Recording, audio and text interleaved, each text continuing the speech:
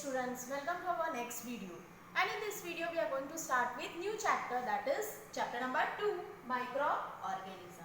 Students, what are microorganisms? Microorganisms are the organisms which we are not able to see with our naked eyes. In this chapter we are going to see how microorganisms are harmful and useful. How are they useful in our various life. Then the nitrogen fixation, then the fertility of soil, how this microorganism help to fertile the soil. So let's start with the chapter what are microorganisms, where do they live, and microorganism and us and their effects on us. So how they are friendly or harmful, where do they live, and what are microorganisms. So there are other living organisms around us which we normally cannot see, and they are known as microorganisms or microbes. Example, you might have observed that during the rainy season, moist bread gets spoiled and its surface get covered with greyish white patches, and observe these patches through the magnifying glass. So do you observe some black round patches? Yes, structure that is known as microorganisms which has taken place on the moist bread.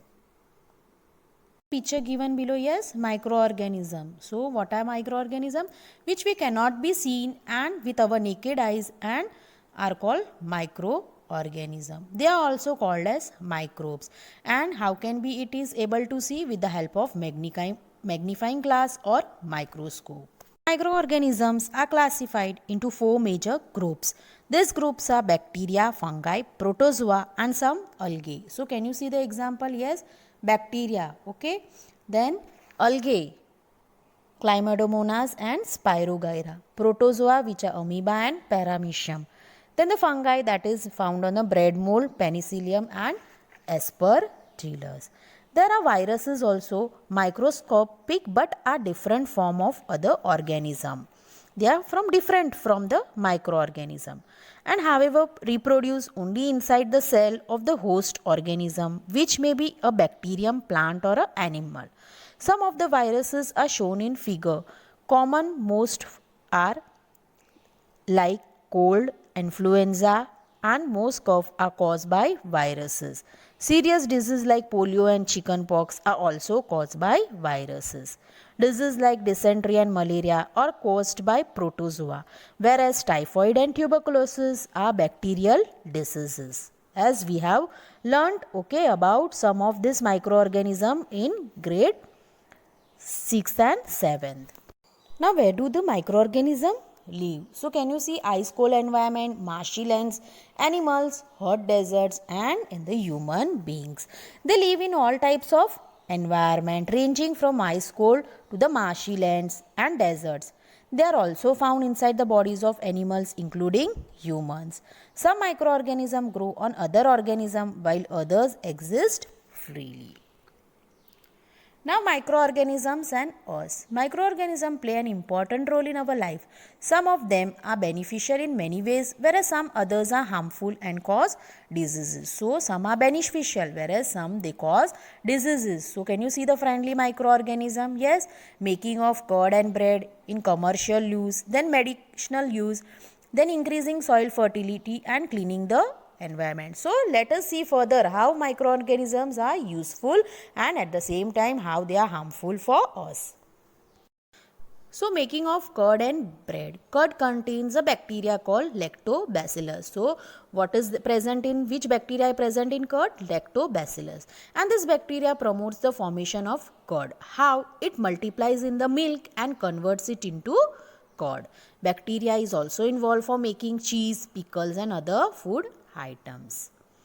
Bacteria and yeast are also helpful for the fermentation of rice, idli or dosa batter. So for the fermentation, these bacteria and yeast are helpful. Fermentation occurs in the absence of oxygen and the presence of yeast. So how this fermentation occur? In the where oxygen is absent and where there is presence of yeast. These microbes break down the sugar and starch into alcohol, and this process is called fermentation, where these microbes break down the sugar and starch which is present. It breaks down into the alcohol, and what is this process known as fermentation. Yeast produces rapidly and produces carbon dioxide during respiration. So what does yeast produce? It produces carbon dioxide during the process of respiration. Bubbles of thin gas fill the dough and increase its volume. That's why we use yeast in baking industries. So what we do use in the baking industry? We use yeast. Okay, how? Because it fills bubbles in this gas fill the dough and increases its volume. It becomes fluffy. Okay. See the commercial use. Microorganisms such as yeast are used in large scale for the production of alcohol, wine and acetic acid. So why these microorganisms are used? Such as yeast, which is used on a large scale for the production of alcohol, wine and acetic acid. For this purpose, yeast is grown on natural sugars present in grains like barley, wheat, rice, crushed fruit juices, etc. And for this purpose, yeast is grown, okay, on natural sugars. Example are grains like barley, wheat, rice, crushed fruit juices, etc. The sugar is then converted into alcohol by yeast, and this process of conversion is called as fermentation. So the sugar is converted into alcohol as we have seen before, and what is this process known as fermentation. Medicinal use. So let us see what are the medicinal use. So the medicinal uses. When we are ill, doctors prescribe us some antibiotic tablets or injection like penicillin. So when we are not feeling well, the doctors prescribe some antibiotic tablets or they give injection like penicillin. And the medicines kill or stop growth of the disease causing microorganism and are called antibiotics. So what does the antibiotic does? They kills and stop the growth of disease causing microorganism. These antibiotics are produced from bacteria and fungi. And these antibiotics, where are they produced from?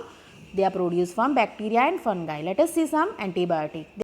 And these antibiotics are produced from bacteria and fungi. Let us see which are the examples of antibiotics. Streptomycin, tetracycline and erythromycin. So these are the examples of antibiotics. Antibiotics are not effective against cold and flu as they are caused by viruses. So these antibiotics, what? They are not effective against cold and flu. Why? Because they are caused by viruses. Vaccine. Vaccines are made from microorganisms to protect humans and animals against several diseases. So how are these vaccines made? They are made from microorganisms, okay, and to protect humans and animals against the diseases. How does this vaccine works? Let us see. When a disease causing microbe enters our body, the body produces antibodies to fight the invader. So when a disease is caused, okay, causing microbe which they enters our body, okay, and the body start producing antibodies to fight with this invader. If the microbe enter again, the body remembers how to fight the microbe again. So if the microbe this enter again into the body, they remember how to fight the microbe again. So if dead or weakened microbes are introduced into a healthy body, the body fights and kills the invading bacteria by producing suitable antibodies. So how are these disease causing microbe when they enters our body? How do they fight? The antibodies which is present in our body, they fight against this bacteria. This antibody remain in the body and protects the body forever. Several diseases like polio, cholera, tuberculosis, smallpox and hepatitis can be prevented by vaccination. So how are these diseases prevented? These are prevented by the vaccination. As you all know, corona, yes, now we are taking vaccination for corona. Now next topic, that is the increasing soil fertility. Let us see how microorganisms increase the soil fertility. Some microorganisms are able to fix nitrogen from the atmosphere, and this microbe enrich the soil with nitrogen and increases its fertility and are called nitrogen fixer. So what happened? The microorganisms, okay, which are able to fix nitrogen, they take nitrogen from the atmosphere, okay, and these microbes enrich the soil with nitrogen and increases its fertility, and they are known as nitro fixers. Such microbe is Rhizobium, which inhabit legumes root nodules as their host. So which is that microbe? Rhizobium, okay, which inhabits in the leguminous root. The bacteria then converts the nitrogen into compounds of nitrogen, which is then utilized by plants from the soil through roots. And what does this bacteria? They convert the nitrogen into the compounds, different compounds of nitrogen, which is then utilized by plants from the soil with the help of the roots.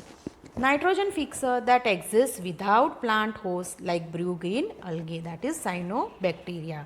Okay, these are the nitrogen fixers that exist without plant hosts. We often see large amount of dead organic matter. Now cleaning the environment.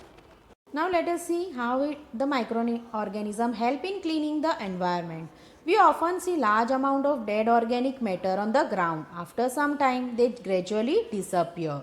So can you see when some large amount of dead organic matter which are on the ground and finally they disappear.